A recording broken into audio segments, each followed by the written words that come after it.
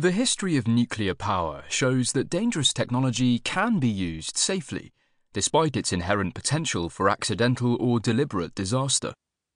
The rise and fall of the atom as a driver of culture and of popular anxiety also shows that as dangerous technology is safely employed, it loses some of its emotional power. Over recent years, that seems to have happened with genetic engineering too. Many technologies have followed a similar arc, but in one extremely significant respect, genetic engineering is unique. From the very outset, potential dangers led scientists to impose a temporary halt to experimentation while safety concerns were addressed. No group of researchers, apart from geneticists, has ever voluntarily paused their work because they feared the consequences of what they might discover. Extraordinarily, this has happened not just once, but 4 times. In 1971, in 1974, then again in 2012, and most recently in 2019. There were some precedents for this.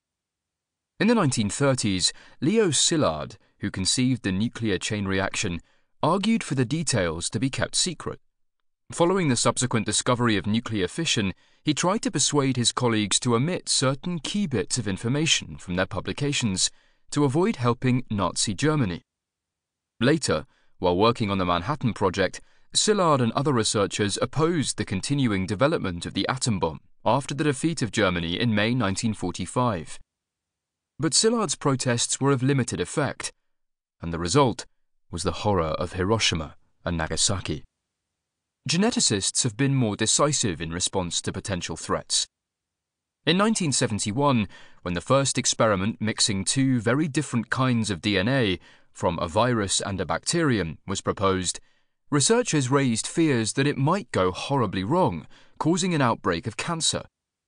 There were private discussions about the dangers, and eventually some experiments were quietly abandoned by the handful of scientists involved. But new discoveries soon made the technique much simpler, and within 2 years, dozens of laboratories around the world could master it. The question of what might happen was posed once again, but this time on a global scale.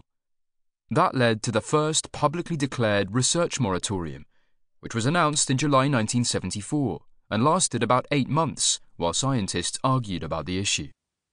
The culmination of this process was a conference held in February 1975 at Asilomar in California, at which scientists came up with safe ways of performing their experiments, but notably refused to consider the social or political consequences of what they were doing. Over the subsequent decades, the self-regulation that was proposed at Asilomar has repeatedly been held up as an example of how science can act responsibly. And indeed, the great virtue of Asilomar was that the meeting took the potential dangers of genetic engineering very seriously indeed, thrashing out protocols that would protect researchers, the public, and the environment, and insisting that even with these safety measures, some experiments involving pathogens remained too dangerous to be carried out under any circumstances. But the debates were focused entirely on these biosecurity issues, with the sole objective of establishing safety criteria that would allow the moratorium to be lifted.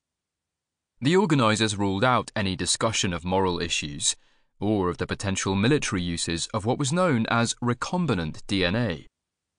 And yet the political and social issues that have dogged the last 50 years of the development and application of genetic engineering were precisely those that were ruled off the Asilomar agenda. 2 key issues that shaped subsequent decades, the commercial exploitation of genetic engineering and the terrifying threat of new bioweapons made with recombinant DNA, were both being actively developed at the time of Asilomar, but were not discussed. They were known to only a handful of privileged delegates, and no one was aware of both developments. Had there been an open debate about these matters, subsequently involving the whole world, later events might have turned out rather differently.